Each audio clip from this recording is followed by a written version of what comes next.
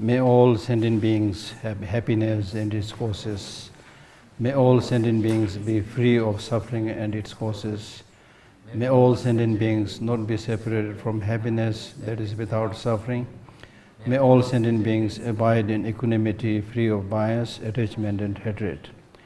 How wonderful it would be if all sentient beings were to abide in equanimity, free of bias, attachment, and anger. May they abide in this way. I shall cause them to abide in this way. Buddha, please inspire me to be able to do so. How wonderful it would be if all sentient beings had happiness in its causes. May they have this. I shall cause them to have this. Buddha, please inspire me to be able to do so. How wonderful it would be if all sentient beings were free from suffering and its causes. May they be free. I shall cause them to be free. Buddha, please inspire me to be able to do so. How wonderful it would be if all sentient beings were never parted from higher rebirth and liberation's excellent happiness. May they never be parted. I shall cause them never be parted. Buddha, please inspire me to be able to do so. So we discussed a little bit about the meaning of loving kindness, which was the first of the four immeasurables. So, and I also explained the definition of loving kindness, which is a mind wishing that others be happy and meet with the causes of happiness. So when you look at this definition, you need to think about, number one, when we say may all sentient beings meet with happiness and the causes of happiness. What is happiness, first of all? I mean, this is a very popular word that we always talk about, but it's important to really precisely understand what is meaning of happiness. Happiness has many dimensions, but in a simple way, happiness probably means genuine mental satisfaction. Like, for example, if you help somebody, even if you don't get anything in return in terms of monetary values, but you will get genuine satisfaction. Even if you smile, things like that.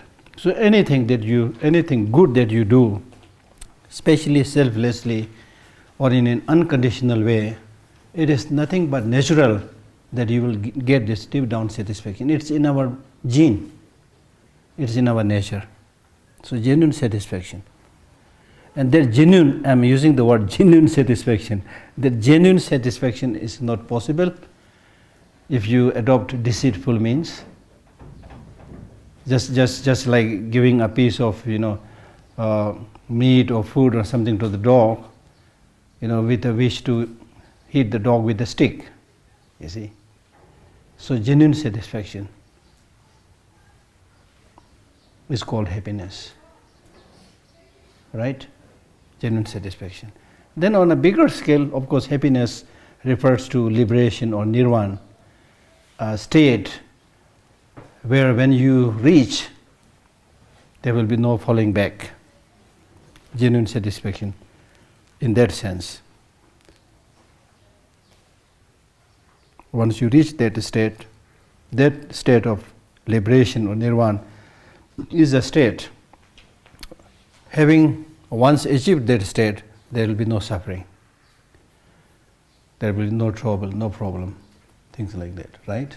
So that is what actually we all should aspire to do, right? Fleeting pleasures, even fleeting happinesses, not only in this life, but according to Buddhist teaching, that for many lives we have enjoyed those kind of fleeting pleasures and happinesses. But we are back to square one, because the happiness that we got at that level was not the reliable, permanent or everlasting happiness. So it's important to make this distinction between fleeting pleasures and reliable happinesses. As I touched yesterday, we do a lot of running in today's modern world. And that running is, you can watch this. That running, that very busy life that we lead today, is primarily for fleeting pleasures, not for happiness. That's why we get entrapped in endless cycles of problems, difficulties. One problem goes, another problem arises. It's like ceaseless waves on an ocean. We call it cycle of existence, samsara, right? So it is important, as we had discussed about our original slogan, I want long-lasting happiness, right? We discussed this. We came into this world with this slogan, I want long-lasting happiness. We need to remember that. If you want that long-lasting happiness, then that long-lasting happiness has to come primarily from your own mind, not from your senses. The pleasures that we enjoy are enjoyed by senses, sensual pleasures. We are completely enamored, completely distracted by sensual objects, sensual pleasures.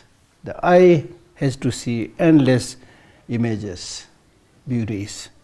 The ear has to listen to, these days unfortunately, like many of us, even when we are driving and walking, our ears are plugged. In many cases, both the ears are plugged. Imagine that in many cases, there are cases of people having, horrific accident. You see, we are so attracted to sound, Japanese music, Chinese music, Tibetan songs, whatever, countless things are there. Then likewise, taste. We are so attached to taste that we waste so much money visiting those hotels and restaurants, where in many cases the food you get is much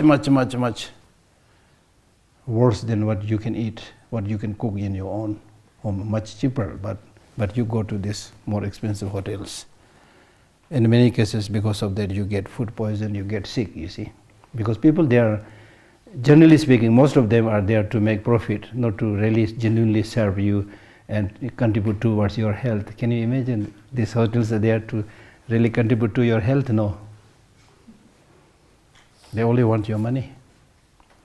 So there's no point that we, say bad things against these shopkeepers or restaurant who runs a restaurant, but we need to make sure that you don't become a victim of those situations. We don't have much time to explain in detail, but in Abhidharma and many Buddhist texts, it is clearly mentioned, even if you get obsessed with one sensual object, you are going to get into big problem. Now look at us, we are completely obsessed with all the 5 sensual objects. Physical form, of course, you want to see all those songs, dances, models or whatever, on the television, you are attracted to the form. Then sound, as I told you, all kinds of CDs, DVDs. Then smell, all kinds of fragrances. Then taste, restaurants. Then touch, all kinds of garments, clothes. Exactly as is explained in the Buddhist texts. Sometimes I do feel that these people might have studied Abhidharma to come up with their mall. If you visit a mall, it's more or less like that. The ground floor is fragrance to sprinkle, made from this flower, that flower. Move to the next floor, restaurant, next floor, clothes, next floor, television, next floor, CDs, DVDs. I was like amazed to see the striking resemblance of these malls and what has been explained in the Buddhist text. And then to make it more clear that the text explains that how you can get into trouble when you are obsessed. I'm not saying you don't enjoy, but if you get obsessed with just one sensual object, he gives the example of, say, butterfly. Butterfly is said to be obsessed with form, like a butter lamb. If you burn a butter lamb, the butterflies will come, go there, and you will see butterflies and other flies also. Dies in countless numbers, butterflies. Then it said that in ancient times when people want to hunt or kill a tiger, they put a trap somewhere and then play some music or songs or things like that, they come and get entrapped, sound. And then fish, you put something as a bait, fish will come, it will kill it. Elephant, you touch a little bit, it will sit down, and then you can enslave and chain that elephant. So these are examples. So I'm not saying that we should not enjoy those objects, but what I'm saying is, if you get obsessed, and especially if you think that you are going to get the long-lasting peace and happiness from these sensual objects, it's 100% sure you will not get that. And in fact, if you look closely, I can keep on talking about this endlessly. If you think a little bit, these days, number one, people run everywhere. Everybody says busy, busy, right? Even with aeroplane, whatever, still you say busy, busy, right? And most of the time you are busy because you are trying to do your job, work, and to get money, right? So, with little exaggeration, I may not be wrong to say that today people work in many cases like a donkey, right? Then, having worked like a donkey, that hard-earned money, in many cases again, this hard-earned money you have to give it to a psychotherapist, because you made yourself work so much that your mind really is not functioning. Physically, you are not very well. Then you have to go to a psychotherapist, which is of course not free. They'll take all your money, you see. So what I'm trying to say is, since you need money for your living, it's not enough that you just work like a donkey, but you should also see how you are spending your life, how you are spending your money. So much of the money that we spend for many of these sensual objects are actually not necessary, useless. Like I would prefer myself drinking water than Coca-Cola. And I do this myself, I'm not just talking. And I believe that I've saved a lot of money. Not only Coca-Cola, many of these soft drinks, I have not taken an oath not to drink, because sometimes with some people, if they say something, you cannot pretend that you are something, special, But generally speaking, I don't drink, I discourage other people, you see.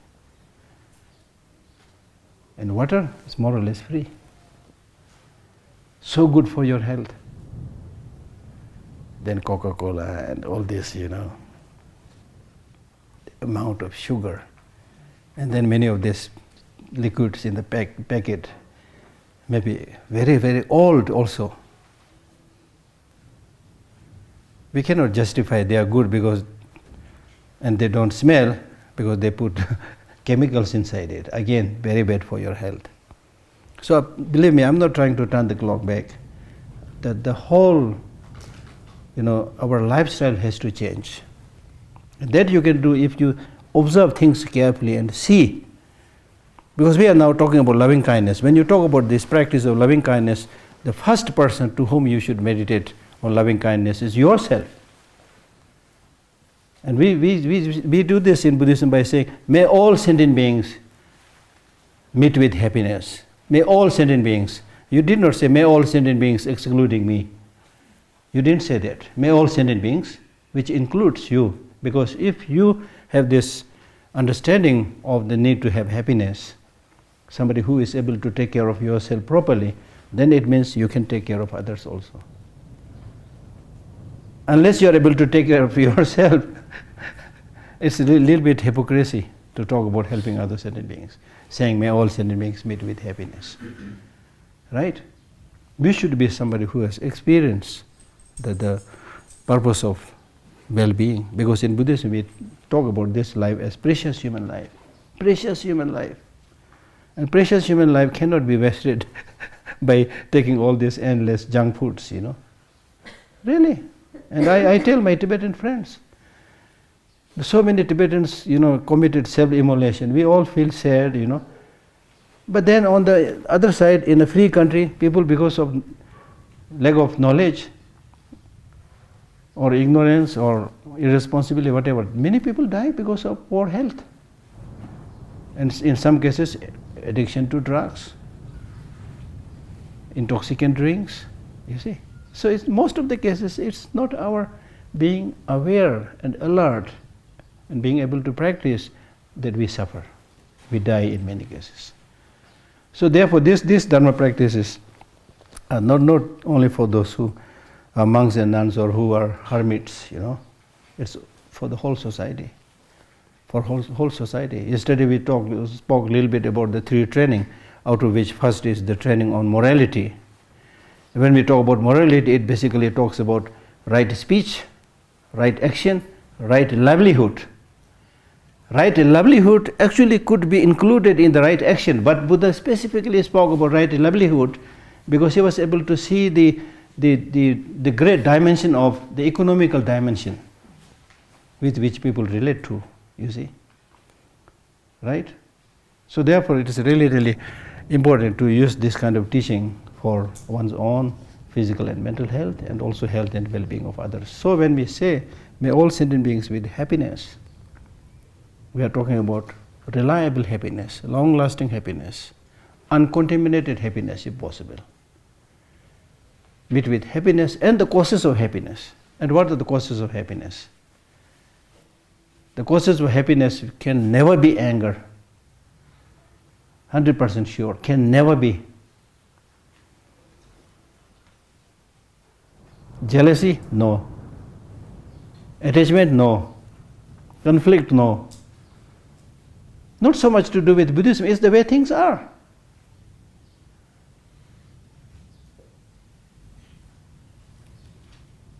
Because many of these destructive negative emotions, they are obstructive to our flourishing, to our health, you see.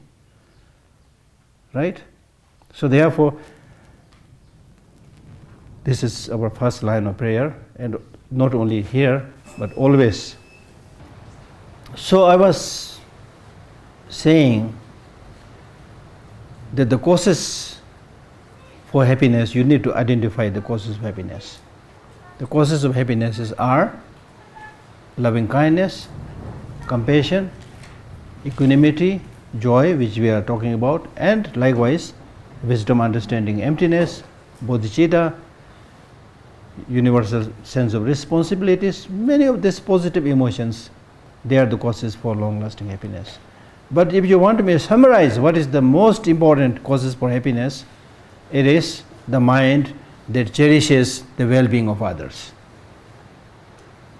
Just as all the sources of all the negative, destructive experiences, unpleasant experiences, experience of suffering, the causes of that, if we try to bring down, then the main cause, the 2 sworn enemy, are self-cherishing attitude and ignorance, which sees things as having absolute existence. These 2 are the real enemy, the 2 bosses. Number 1, self-cherishing attitude, which does not mean that you should not cherish yourself. Which here self-cherishing attitude means a mental attitude where you think only about yourself, completely disregard or ignore others' well-being. That kind of. It's not saying that you should not take care of yourself. Okay? Completely ignore others' well-being. That kind of self-cherishing attitude is one of the principal source of problem difficulty. It is now scientifically proved that people who make a lot of self-references, always talking about I, me and mine, I, me and mine, lot of self-references, these people are prone to all kinds of illnesses, including heart attack. It is explained in many texts in Buddhism. For example, if you read the beginning chapters of entering the middle way, Madhyamika Avtara, it is there. And it is now scientifically proved.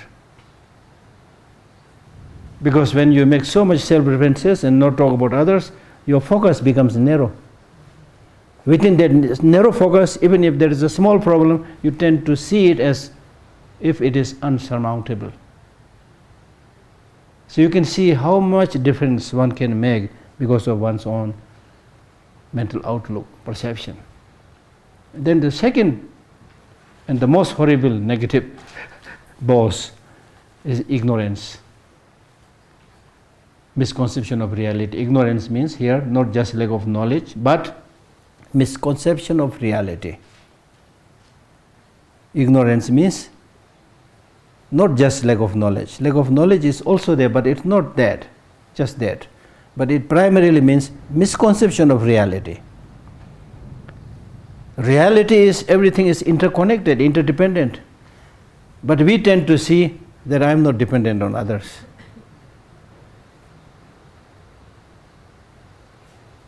I am not dependent on others. I can manage, especially if you are healthy, physically healthy, if you have some money, a little bit successful.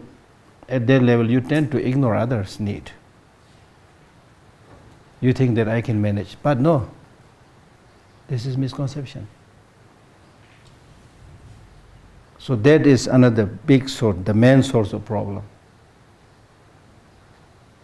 So contrary to that, the source for long-lasting peace and happiness is opposite to the self-cherishing attitude. We have the mind like loving kindness, compassion, bodhicitta. Especially bodhicitta, a mind which aspires to achieve Buddhahood for the benefit of all sentient beings. That is called the best of the mind you can ever find in this world. A mind which thinks about achieving the highest power, the highest happiness, the Buddhahood, not for self-glorification, but to help all other sentient beings. Imagine. So therefore, some of the Buddhist practitioners, they say, if you are sleeping, meditate on bodhicitta. If you are walking, meditate on bodhicitta. If you are talking, meditate on bodhicitta. If you are dying, meditate on bodhicitta. In all situations, it's like a panacea which will cure all your illnesses, and which we will understand only if we practice a little bit. This great qualities like loving kindness, compassion, bodhicitta, these are the real source of healing in the world. And I will read some quotations from the book very soon, the benefits of practice of loving kindness. You see? Right? So they are really, really very, very precious. Very, very precious. And in the case of the Buddha himself, if you read this prayer of Maitreya, which means the manifestation of loving kindness, Buddha, there is a verse which says, in the case of the Buddha, because he has always meditated on the three aspects of loving kindness. Three aspects of loving kindness, which means loving kindness with reference to sentient beings, loving kindness because by seeing the impermanent nature of sentient beings, loving kindness by seeing the lack of intrinsic existence of sentient beings. Through that way he develops this loving kindness. Because of having meditated on that loving kindness and having perfected in that practice of loving kindness, he was able to destroy all the evil forces. And he was also able to nurture and look after all sentient beings, benefited millions. I mean, this is not just a story. Today, like Buddha came 2,500 years back, and even today, millions of people are getting benefit from his teaching. Imagine. That's the power of love, or loving kindness. And we cannot exist without love. Like after the birth of the child, imagine, look at the child, if the mother doesn't give love, or father doesn't give love, that child is probably worse than an insect. Physically needing many things, but completely like vulnerable. And human beings, human babies, just to lift the head, it takes 6 months, imagine. They have to crawl 6 months, like a lot of things to be said, you see. So it's loving kindness, it's love, you know. So this is not only said in Buddhism, but I'll read few, quotations from some other sources. There's one source which says, maturity begins to grow when you can sense your concern for others outweighing your concern for yourself. The demarcation that you are a matured person, it's not just maturing in age. When you, as is explained here, when you can sense your concern for others outweighing your concern for yourself, you're a really mature person. And there is another which says, as we grow old, the beauty stills inward. Meaning that based on your personal experience, if you develop these inner qualities, then that clearly shows that you are an experienced, wise, elderly person. And this is my another favorite line, which says, love is not how many times you touch each other, but how many times you reach each other. Not how many times you touch each other. That's what we do normally. Oh, I love you. You hug and pet and things like that. That is physical touching. It's okay. That's also said to be healing in many cases. But the real indication of love is not just physical touching and hugging, but mentally reaching through loving kindness, through compassion and so forth. This is exactly, wisdom is wisdom, whether it comes from the west or the east. There's another one which says, love does not make the world go round. Love is what makes the ride worthwhile. Exactly, like it's the love which gives meaning to our life. And this one, very powerful. For both the individual and the nation, what should be most dreaded is not the loss of power, but the loss of feeling. If there is no feeling, no loving kindness, no compassion, doesn't matter you are surrounded by many shiny gadgets and billions of dollars and so forth. Doesn't make much sense. So therefore, and this line I like it because it almost like talking about the four immeasurable qualities. Is a Western quotation. Resolve to be tender with the young, compassionate with the aged, sympathetic with the striving, and tolerant with the weak and the wrong, because sometime you will have been all of this. You see, just as you need love and compassion in all these different levels of your ages, similarly, whoever you meet, young, old, striving, weak, the one quality that can make everybody, as I said yesterday, love is that quality which the blind can see and the deaf can hear. Everybody can be touched by the genuine love. Right? And this is so because love looks through a telescope, envy through a microscope. Exactly like the Buddhist teaching. Why?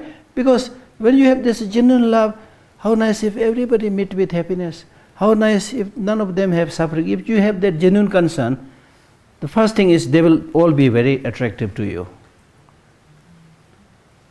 You see? They'll all be very attractive to you. You are able to develop that telescopic or wider perspective. That's why in this practice of loving kindness, it talks about, extending their loving kindness to yourself, to your family members, to the neutral sentient beings. Then all people in the eastern direction, then all people in the western direction, then all the sentient beings in the 10 directions, like that, just to train your mind. And once you're able to do that, then you get this sense of kinship.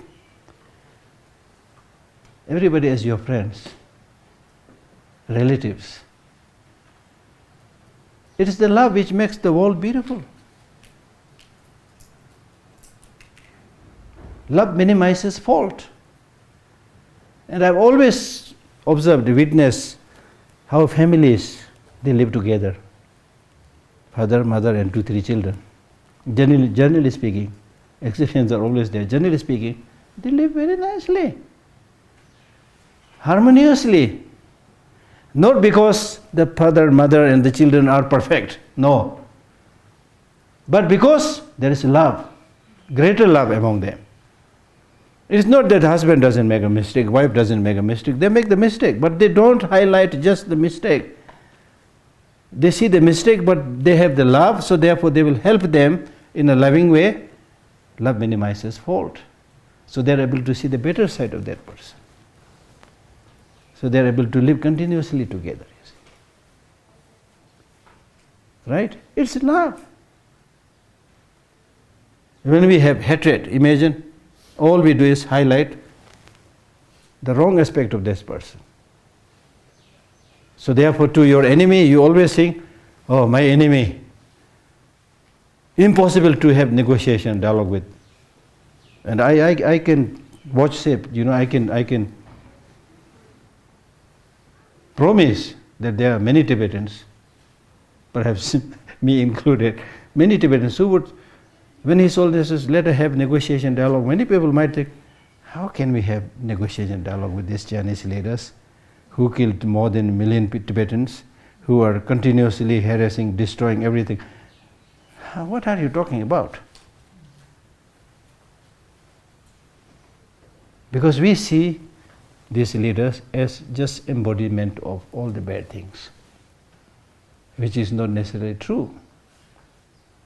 That is not to say they have not done bad things, they have done bad things, but that is not the complete story. Right? So to make a long story short, you will not find anybody in this human world who is 100% perfect, who doesn't make a mistake. Right? So if you keep on highlighting only that fault, the bad side, there's a Tibetan saying which says that if you keep on highlighting the fault, it will hide the qualities of that person. You will not be able to see it. Because you will see what you want to see. That's the problem. That is ordinarily the case with ordinary people. We normally not make much progress because we keep on seeing what we want to see, not what we should be seeing. We keep on talking about those things which we want to talk, not what we should be talking about. We keep on listening to those things which we want to listen, not what we should be listening. That's why we don't make much progress, you see. So therefore the important thing is that this qualities, loving kindness and so forth, I mean, we need to spend more time. This is really just very short time. You need to spend more time, read some of these sutras which talks in detail about loving kindness, or not just sutra, use your common sense. Like for example, take the example of New Delhi. It is around 20 million people. So in one day, how many people will be probably killed? I don't know, but maximum say 50, 20 people in a day. But how many millions are taken care of through love and kindness? In the hospitals, in the families, That part of loving kindness, compassionate activities, even if it is not very refined, it's much more powerful than the bad things. But the problem is we tend to highlight the bad things. All the bad things come out in the newspaper. And then we start thinking, oh, humanity is hopeless. That is not the story. This is not the complete story, right? So therefore,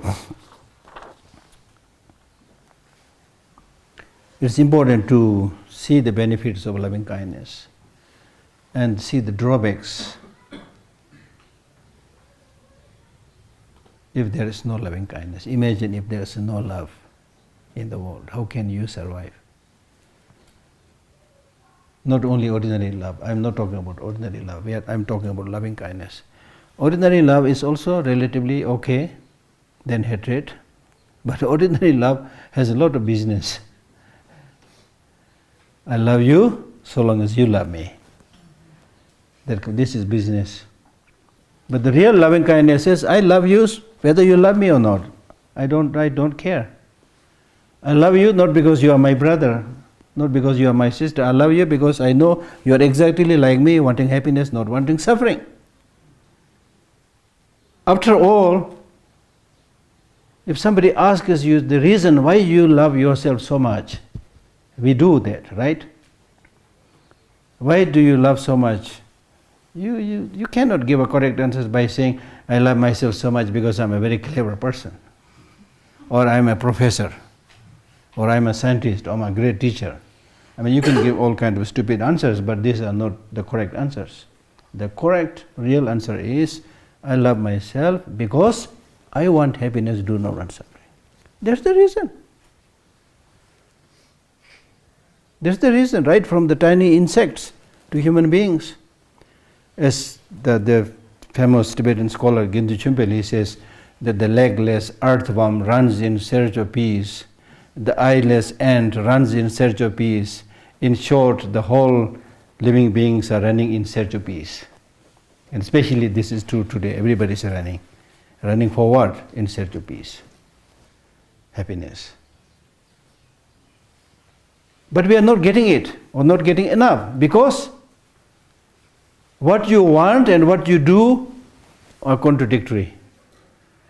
What you want is happiness. What you do is what produces more problem, because you are short-sighted. You don't understand the reality. So therefore it is important to reflect on these teachings and to develop the conviction and find out the real causes for happiness. Right? So I'll read a little bit from some of the sutras. For example,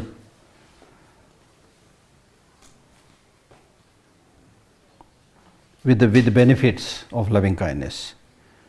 In the Mindfulness Meditation Sutra, it says, when you have this wish to benefit all sentient beings, your blood becomes pure. Physically, your blood becomes pure, and because of that, if the blood that runs in your body, in your face, becomes pure, you also become radiant. You see? Because when you have loving kindness, when you are peaceful, when you are relaxed, your breathing is proper. The flow of air is proper. When that is proper, blood flow, the circulation of blood is proper. You see, as simple as that. The mind is the precursor to the movement of the energy, right? And it is the energy which flows through the wind, through the body, that the body functions. It's amazing. Like, if something goes wrong with this flow of the energy or blood here, my hand will immediately become like this. Will not be able to move. You see? So it's all very much related to the mind.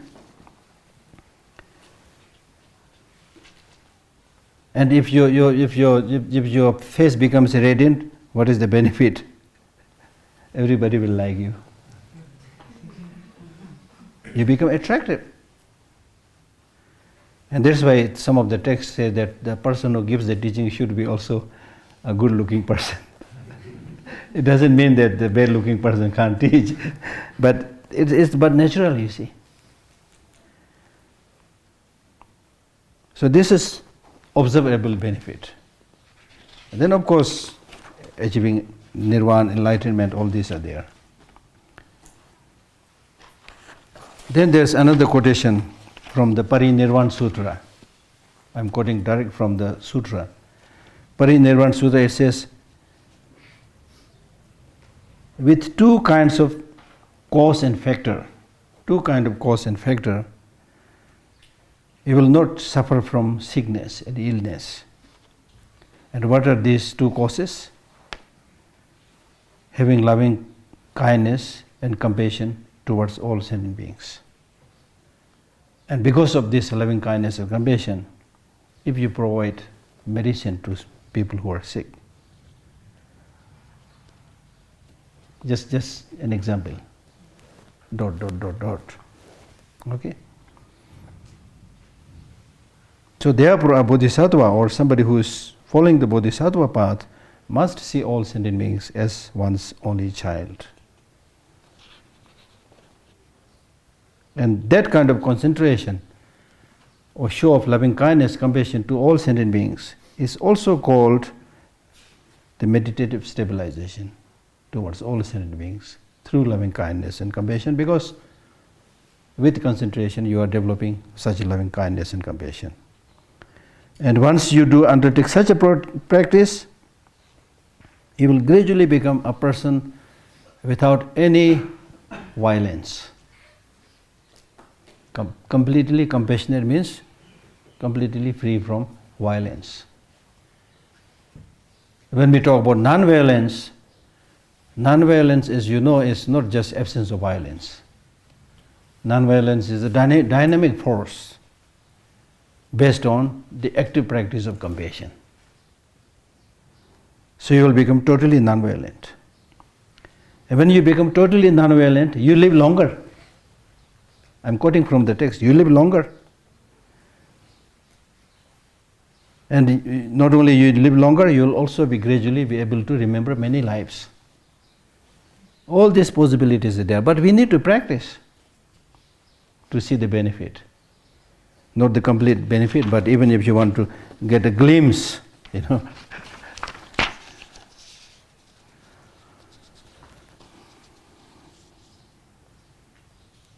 There are so many. I don't think we have time. So similarly, both in the case of practice of loving kindness and compassion, there are sutras which says if you have one practice in the palm of your hand, you have all the practices in the palm of your hand. And what is that practice? Loving kindness. What is that practice? Compassion. Because if you have that loving kindness to all sentient beings, if you have compassion, that compassion towards all sentient beings, you cannot do all kind of other destructive activities, harmful activities to others, like exploitation, cheating, corruption, raping, whatever. All this will automatically cease. So this is really like the one quality which solves many problems at one go. At one go.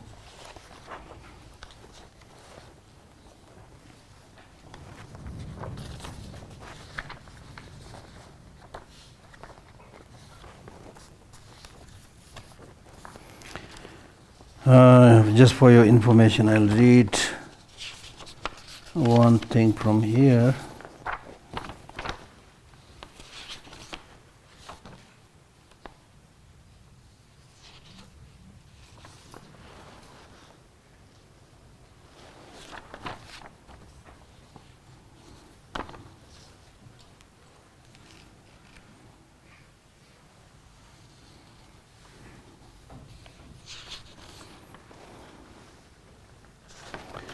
Okay, just I will recite few more benefits, then I'll stop loving kindness here.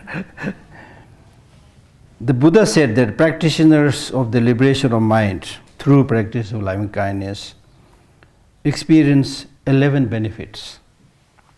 You sleep well, which is of course very good for your health. You awaken happily when you have no regret. You wake up happily. You do not have bad dreams. Bad dreams are repetitions of what you do in the day. If you fight in the day, you will fight in the night. If you fight in the previous life, you will be fighting this life. These are similar kind of patterns. And you are pleasing to human beings. Imagine when you have that genuine love and compassion, naturally there will be a smile on your face. The way your eyes look at others will be different. So you will be very pleasing. You are pleasing to all human beings. You are pleasing to spirits. Even birds, animals and other spirits, if you may or may not be aware, but if you adopt that very hostile attitude physically, mentally, they get scared. They get scared. So imagine you are unnecessarily creating fear in the mind of so many of these visible and invisible forces, sentient beings. Deities protect you.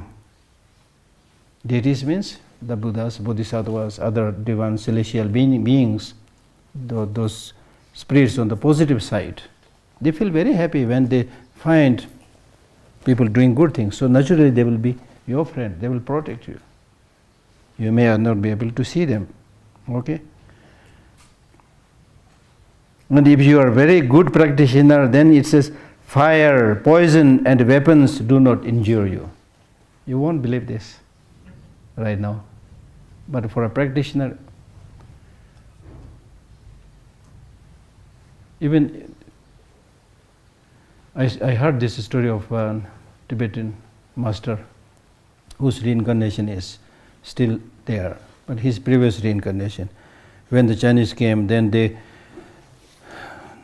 occasionally organize a special show to some of the big lamas. And then when the show is going on, they will either poison them or kidnap them. There are many stories like that. So this Lama, Kankar Rinpoche, I read his biography. So when we went there, then during the show they offered some food, and then which was mixed with poison. Somehow they knew about it. And then the Lama said, for many lives I was not affected by poison, so you should all eat it, no problem. So they ate it. They did not suffer. Then immediately somebody wrote, now shoot, kill them.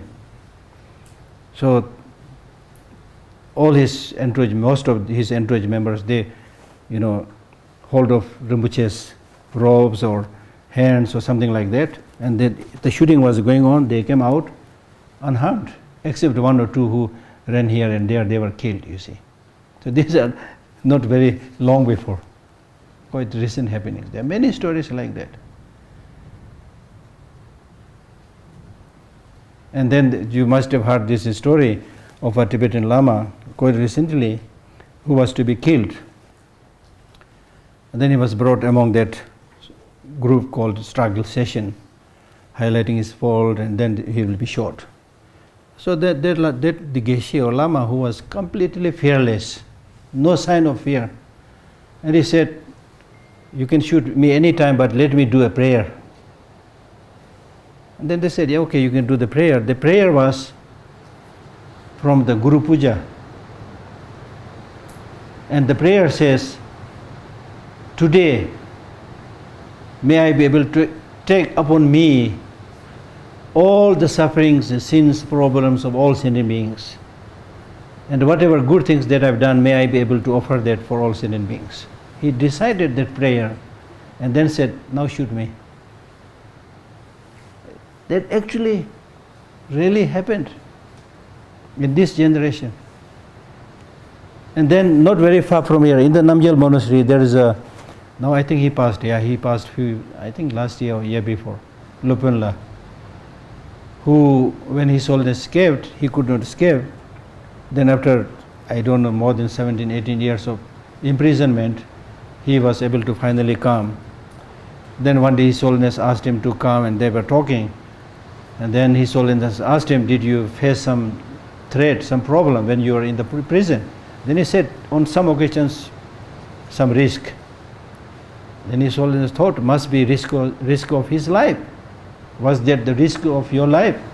He said, no, the risk of forgetting compassion for the Chinese torturers. Because he had been all the way throughout practicing compassion. I am physically suffering, but they will suffer more because of their wrongdoing. He was feeling concerned for their wrongdoing. But then when the torture becomes more like severe, then he, as a human being, he might get irritated and upset, so there was a likelihood of forgetting compassion. This actually happened, you see. So it's possible, you get such kind of determination, it's possible. And it is said many of the Tibetans who suffered many years in prison, even not so good practitioners, but who do little bit of practice. Here, once in India, when people from different parts of the world interviewed them, they found that many of these Tibetans are amazingly more resilient than many others because of such practice. Even if it is a little, it makes a difference. So, fire, poison and a weapon do not injure you. Your mind quickly become concentrated. Your facial complexion is serene. You die unconfused. Most of us die confused, right? We die really confused because all throughout our life what we thought about was just collect money, collect wealth, that is the source of pleasure, make enemy, make friendship, that's the drama you do all the time, Then suddenly the so-called death comes, no idea what to do. Completely confused, right? So this practice is important, much in advance. And if you do not penetrate further, you fare onto the Brahma world. That means you're born in a more pure land. So these are some of the advantages. There is no need for me to read everything. So next we talk about compassion, the second prayer. May all sentient beings be without suffering and the causes of suffering. There's a lot of similarity between the development of loving kindness and compassion, but in order to precisely develop this different mental attitude, it is important to reflect in a different way. Sometimes it is easier not to think about suffering, but simply say, may all sentient beings meet with happiness. And sometimes it is more powerful to specifically think about the sufferings different individuals encounter, and especially if you are able to directly see other people's sufferings, it will make you, think about that, do something for them. So therefore, how nice if all sentient beings without suffering and the causes.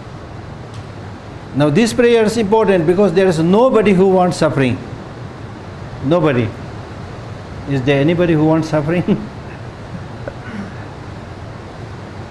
It's human nature that when it comes to experiencing happiness and peace, it's never enough. One more. When it comes to experience of suffering, even tiny, small suffering like the bite of mosquito, we don't need.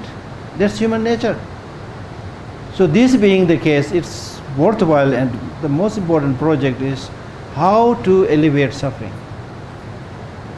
how to reduce suffering.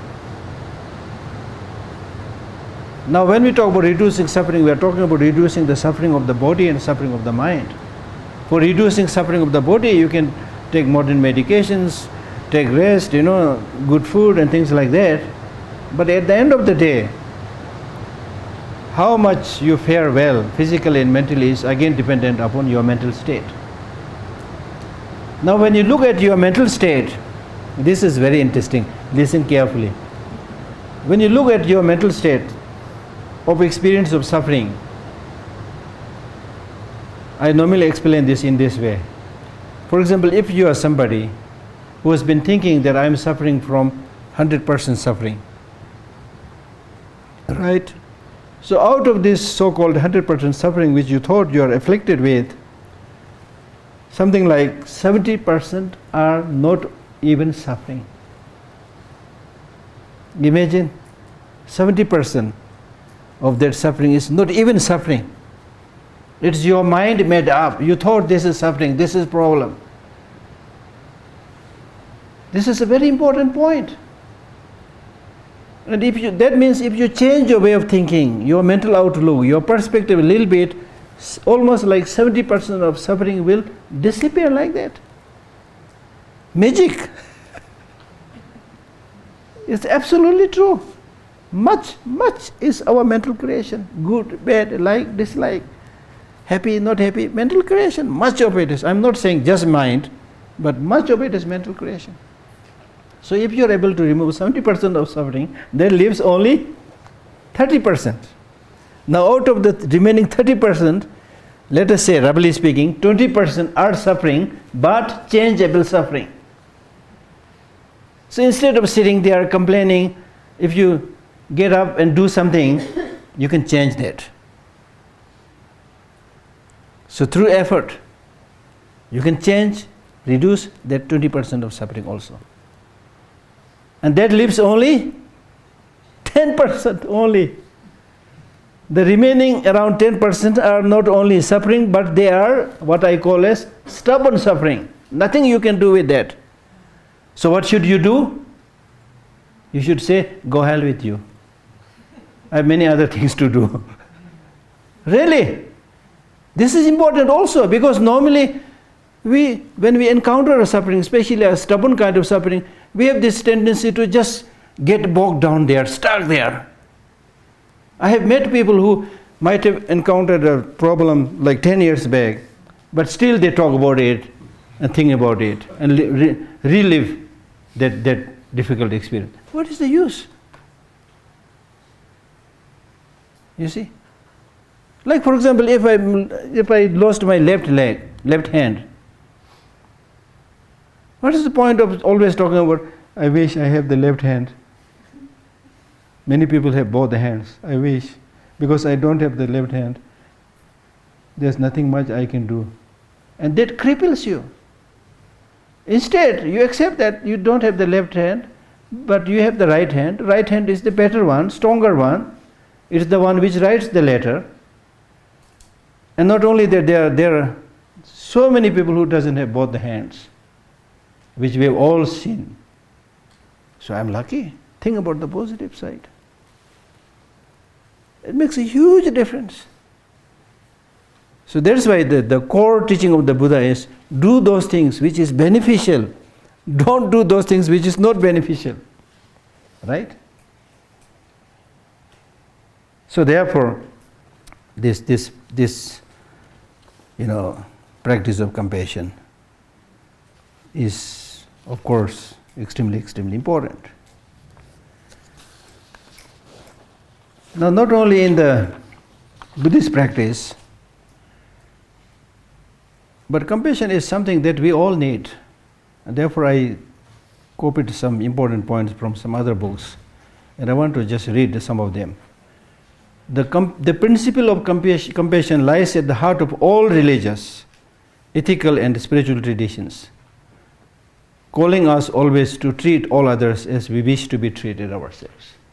There's something that without which we can't do anything. The wish that others be without suffering. Compassion impels us to work tirelessly to alleviate the suffering of our fellow creatures, to dethrone ourselves from the center of our world. See, saying the same thing. To dethrone ourselves from the center of our world. That means we always think that I am the center of the world. That means I am the most important. Others I don't care. I need to have everything.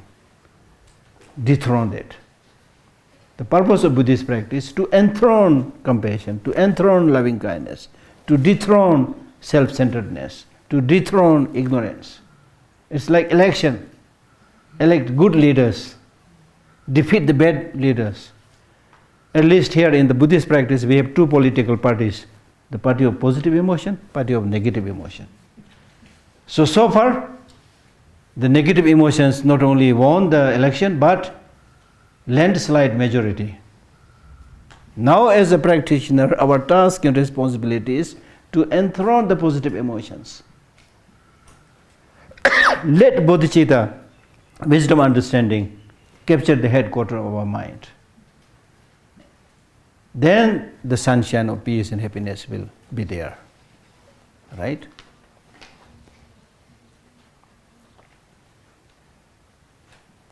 So there are a lot of things to say.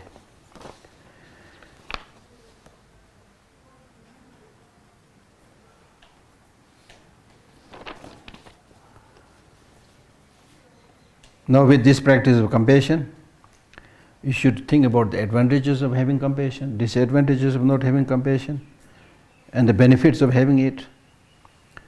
And in terms of cultivation of compassion, you should cultivate compassion first, observing somebody who is suffering. When you see somebody suffering, if you have no feeling, there's no sign of compassion. Try to develop some feeling, do something. And also recite some mantras to develop compassion. Physically, verbally, mentally, we need to get involved. And as I said, that compassion will be stronger if you are able to see that person directly. And it's not only the person who is suffering, but also cultivate compassion, as I had given you the example of the monk who remained in prison for a long time. Cultivate compassion to those who are creating horrendous destructive karma, even if right now they appears to be happy at the moment. Do this by comparing him to someone given delicious food just before being executed. If you do bad things, it's really like eating poison. Okay? And then the process of development is you develop compassion to people who are dear and near to you, then neutral person, then finally the enemy. And develop that compassion not only to those people who are experiencing suffering right now, but also those people who are under the control of afflictions, which we are all karma, and therefore are not free from the suffering of pervasive conditioning. And then, both in the case of practice of loving kindness and compassion, it is important to see everybody equal. The rich, not so rich, the intelligent, not so intelligent. Because in terms of wish to have happiness and wish to shun suffering, we are all same. We are all same. That is why I go to Delhi, travel by the metro. I like it very much, because everybody get a chance to go in the same train. Otherwise, some are like traveling in a very luxurious coach or van, but others do not have that opportunity, right? Now, scientifically speaking, just to give you the hint, and you can do more reading later on. Scientifically studying, one study found that just 7 minutes of loving kindness practice, 7 minutes. Because in our daily life, from henceforth, you should try to do this meditation of loving kindness, compassion, 7-10 minutes every day. And the benefit, scientifically found, one study found that just 7 minutes of loving kindness practice boosts a person's good feelings and sense of social connection, if only temporarily. It may be temporary, but it really boosts your connection to the rest of the society and so forth.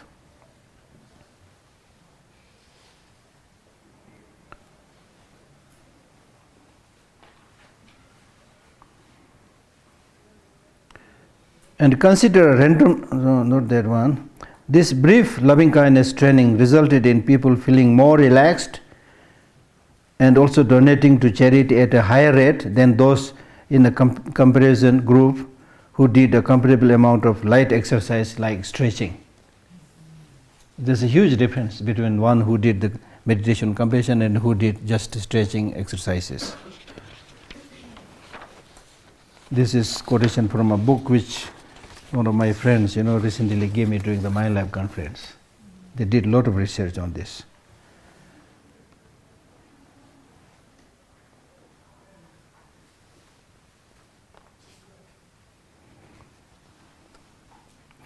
Then, in that book, there is a section on nurturing compassion where, to me, the most clear explanation and the differentiation between compassion and empathy I found. Because I read many of these, and some say empathy is like better than compassion, some say compassion is better than, but this is now scientifically tested in the laboratory of this famous scientist lady, Tanya Singer.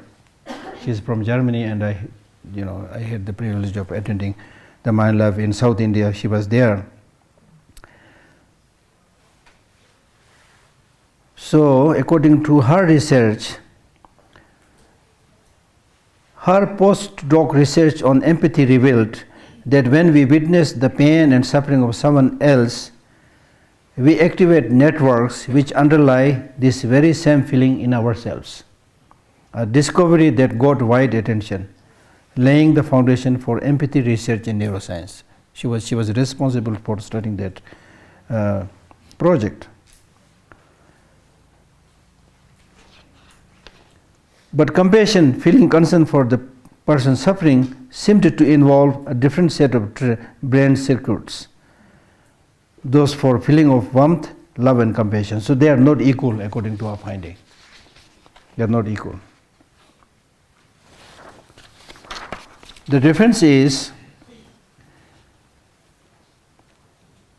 when he cultivated empathy, sharing the suffering of another, she saw the action in his neural networks for pain, but once he began to generate compassion, loving feelings for someone who was suffering, he activated brain circuitry for positive feelings, reward and affiliation.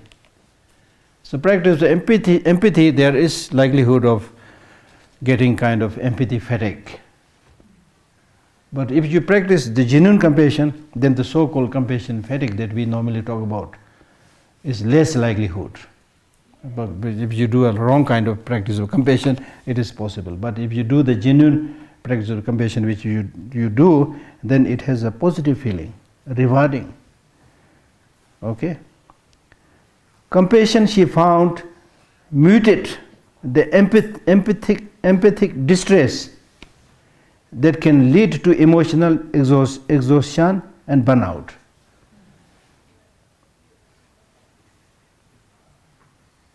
Instead of simply feeling with the other person's angst, as you do with the practice of empathy, compassion training led to that activation of completely different brain circuits, those for loving concern and to positive feelings and resilience. So there's no need for me to read all of this, but recently there was a case that came out in the newspaper of a nurse who was a senior nurse, but she suffered from emotional burnout. Then she attended this CBCT, compassion-based, cognitive-based compassion training, and which is primarily meditation on compassion based on wisdom, cognition, and she healed completely and was able to go back and work, which normally is quite difficult when you reach such a stage of burnout. So the difference here, if I try to elaborate, the Sanskrit word for compassion is karuna, which means stopping the bliss, stopping happiness. Meaning that when you develop compassion, you develop this sense of concern of other suffering, and that makes you a little bit unhappy or a little bit disturbed, right? When you genuinely show that concern towards others who are suffering, you get a little bit disturbed or perturbed, right? But that kind of disturbance is on the surface, because deep down that kind of disturbance is kind of based on your intentional development of compassion for others. So deep down there is stability, there is courage. And His Holiness gives this example, it's like an ocean. There may be small waves on the surface, but deep down it is completely calm, unmoving and stable. So therefore you don't suffer from emotional burnt out if you develop the right compassion. Because the right compassion is based on wisdom. It's based on practice of equanimity, where you try your best and you with the realization that you can't solve the whole world's problem. Right? Therefore there is this famous saying which is said to be said by Buddha or something, where he tells Ananda that Ananda, don't get distressed when sentient beings are suffering because of their own karma. You see? So there are things that you can do, there are things that you can't do. The important thing is you try your best to help them, and then don't get sucked with that kind of problem. Don't get bogged down with that kind of problem. You see? So therefore it is really important to develop this loving kindness, compassion based on the understanding of the reality, the way things are. Right?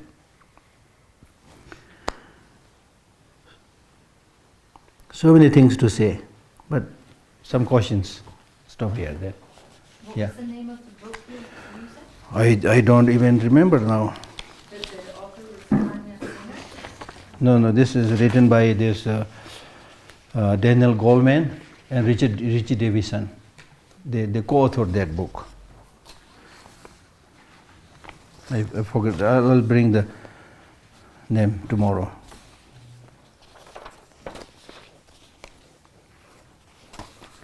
So in that book there is a chapter 6. The title is Primed for Love. Because even if you look at the wiring of the brain, they say that it's primed for love, for connection. Okay, any questions? Yeah. I'm Pınar. Huh? Turkey. Pınar. I was thinking about a couple of weeks ago, the yoga philosophy and yama and niyama, we need to self-control. And we need self-control. Self-control. Self-control for something. And you say, sometimes we have 5 sense desires, television, phone, delicious food, clothes. If we want to feel non-violence, after stopping these things, for example, not eating 5 pieces of cookie, just 1 piece of, but after this, I can feel unhappy because I want to eat all of them. Maybe 5 pieces of cookie, all my dish maybe. But can we say, after we used to have no desire, maybe we will not have some desire about eating 5 pieces of big cookie. Can we say we can reach balance, just 1 piece? Exactly. So here there's a distinction between positive habituation and addiction. The first thing that you need to know is, in Buddhism we are not saying that you don't enjoy life, okay? You can have cookie. Okay? But that does not mean to say that you keep on eating cookie so much that you get addicted to it. I see.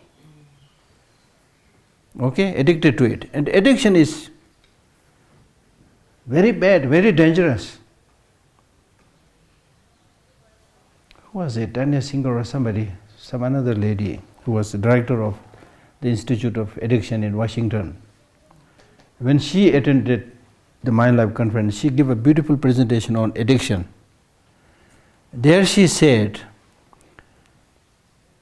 the brain has the natural capacity to make a distinction between what is good for your health and not good for your health. If you live it in that level, in the natural capacity, the brain has the capacity to tell you what is good for you, what is not good for you. You call it brain, you call it mind, you have that capacity. But if you get addicted to something, then that brain which is related to addiction takes over. And then this natural capacity of the brain to make the judgment stops functioning. Imagine, you are in big problem now. Then because of this has taken power, then it says bring more biscuit, more biscuit, more biscuit.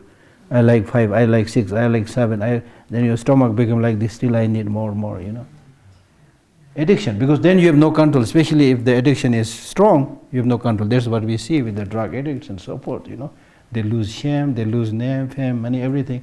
You will see them, you know, very intelligent, educated, but you see them falling at the side of the road where everybody is looking but still sitting there, no shame, you know, no sense of control. So right in the beginning it is important to have that balance right from the beginning, to say what is really good for you, not good for you, make that judgment. Okay? Yeah. I just wanted to ask, like, how to be ambitious but be contented with what you have? Ambitious, the word, English word ambitious, I don't know it's a good word or not. But to aim higher, you know, if we use some another better word, to have higher objectives, aims, try to do that, then that must go with contentment, in the sense that it's not enough to have higher aims, but is it an achievable aim or not? Because there are a number of people who have such a higher aim without taking into consideration their own situation, possibility, you know, and then the people just go mad, you see. I mean, that is not to say you should immediately give up, oh, I have no capacity, I have no support. Of course, you make as much possible, you know, make effort, but everything should have limit, you see. And more importantly, unfortunately, as His Holiness the Dalai Lama also says, that in the case of us ordinary people, when it comes to doing not so good things, we have many higher aims. be it for making money or making your health or whatever, you do a lot of hard work. Especially for the physical related development. The whole world is running today for the material development, which is primarily related to the body, nothing to do with the mind. Now when it comes to improving the mind, even the so-called Buddhist practitioners or spiritual practitioners, even if they do 5-10 minutes meditation, they say, oh, this morning I did 5 minutes meditation, as if done a big thing, you see. So with the mental development, we are all contented, satisfied. With the material development, never contented, running and running, running and running. And he's always is kind of concerned about that. Because he's always said, this is not realistic. Because in terms of external material development means physical development. Physical, anything that is physical, material, has limitation. How can you make unlimited progress in an area which has a limitation? Like, for example, how much destruction you are going to do the environment if every country thinks about this GDP growth every year.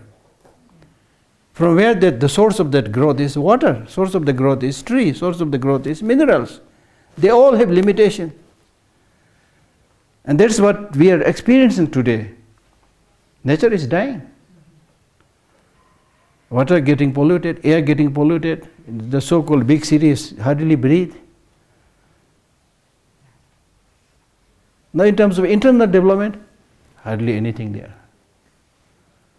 So that's why right in the beginning I said that much of the problem that we experience today is a sign of mental starvation, spiritual starvation. We are not doing anything for the mind. Whereas the mind is the real source of happiness and suffering, as I said earlier. So therefore now the real revolution has to take in the case of the development of the mind. And with that development of mind, with the focus of the mind, you can actually achieve those things that you want to achieve. And without having that concentration, attention, loving kindness, compassion, wisdom, without that, you work very hard, but there is a limit beyond which you can't go. Right? Okay.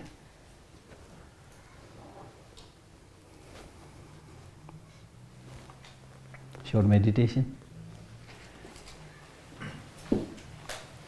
So not just meditation, but I want to know your interaction, your response to the importance of loving kindness, compassion, and so forth. Not necessarily today, but or even not necessarily tomorrow, but if you occasionally think whether it's really, really so important to have loving kindness, compassion, or as some people say, oh, in today's world, one is to be aggressive. Especially the business people. I met a number of business people. Guruji, with due respect, in today's business circle, unless you do a little bit of lying and cheating, you can't climb the higher rung of the success, you see. Many people, I've met many of people who say things like that. So in this kind of cases, you really need to, when you do this kind of practice, you really need to have strong determination. Determination, not sheepishly follow what others are doing. If others are achieving success and making a lot of money, that's their way of seeing things. But do you think that is the solution for your problem of the world? And one of the most repeatedly cited example today is, oh, today you are just one individual cannot do anything, you are just like cog in the wheel. When the giant wheel moves, you move, there's nothing you can do. I don't agree with that. If you're cog in the wheel, at least come out from that wheel. Probably the wheel might stop, you see. So really, it's really important to have that strength and determination to do differently, a little bit differently. Of course, you need something to eat, a place to sleep, and how much you need. How much is how much? And that is something I myself, not in a rigorous way, but I'm practicing that, you see. Even in the case of stupid person like me, I can go to different places where I can get much more money than I'm getting here, you see. But that is not my my interest, you see. So I'm trying my best to do those things which I think is useful and making more sense, Even if it is a small thing, I think it's important to do that, rather than following what everybody is doing, you see. Right?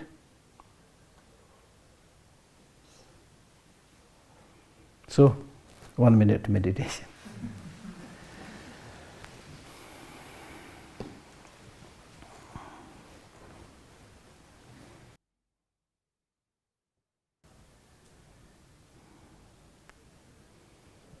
Thank you.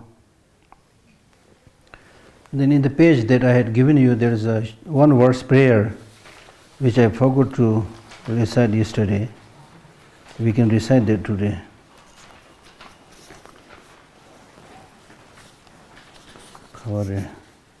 Yeah. Conclusion, dedication. This is from Bodhicharyavatara. Like with the meditation, I've written 5 minutes breathing, normally if we have time.